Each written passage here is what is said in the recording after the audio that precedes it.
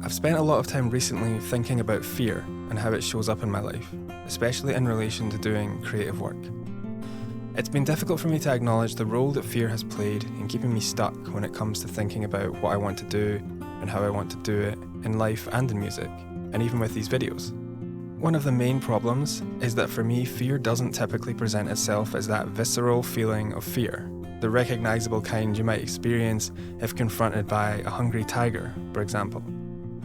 And because of that, I've had to do some detective work, working backwards from however I'm experiencing myself, and that could be as self-critical or stuck, etc., to realise, oh, you might just be scared of doing the thing, and actually doing the thing would alleviate a lot of the other stuff that's going on. So it's simple in some ways, but not so in others. What I've realised is I am quite defended against feeling fearful, or at least expressing fear. I think there are many reasons for this, but I feel like a lot of us, particularly men but not exclusively, are socialised against being weak and also conditioned to believe that we must always know what we're doing or have the right answer. Which is kind of a recipe for disaster in some ways, especially if you want to try new things or do creative work, which by its very nature means you don't know how it's going to go. You're trying to make something new and you don't really know what it is yet. So if we've associated weakness with expressing our uncertainty, our apprehension, our fear, then we're liable to repress those feelings, keeping them from others and ourselves. In order to do this, we develop psychological defenses which allow us to avoid confronting the underlying emotions that at some point in our past we were led to believe were intolerable. And because they were intolerable to others, they became intolerable to us. Noticing these defenses is how I'm beginning to recognise that I might just be a little bit scared. The first of these defenses I've noticed in myself is intellectualizing. I am a world-class intellectualizer. You may be too. It's so easy for me to slip into the safety of thinking whenever something arises in my body that's uncomfortable. Thinking allows me to avoid the emotion whilst maintaining the illusion that I'm engaged in some sort of meaningful work. My inner voice says to me, let's just stop and think about it a bit more.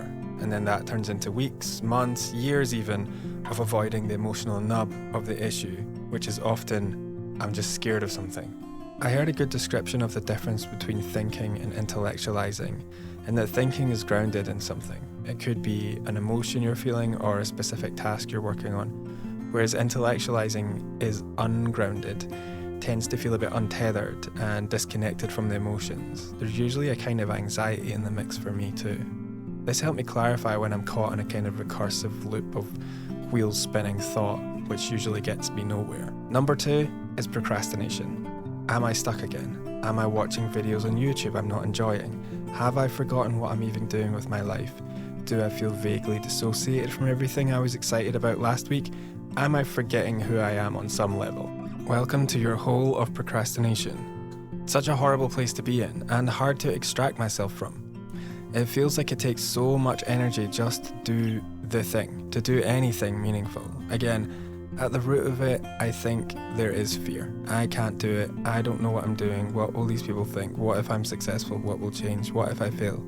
None of these available to my awareness because it's safer to be stuck than to be rejected. Okay, number 3, perfectionism. So closely related to the others, but a slightly different manifestation of the same defensive apparatus.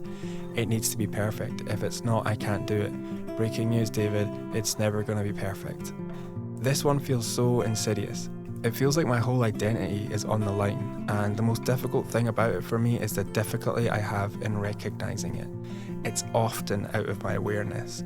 The behavior precedes the recognition of the defense and manifests as a total stuckness and simultaneous pressure to be better or more or different. Combined with the old inner critic, it can really do a number on me and convince me that I might as well not bother doing anything ever again, including these videos.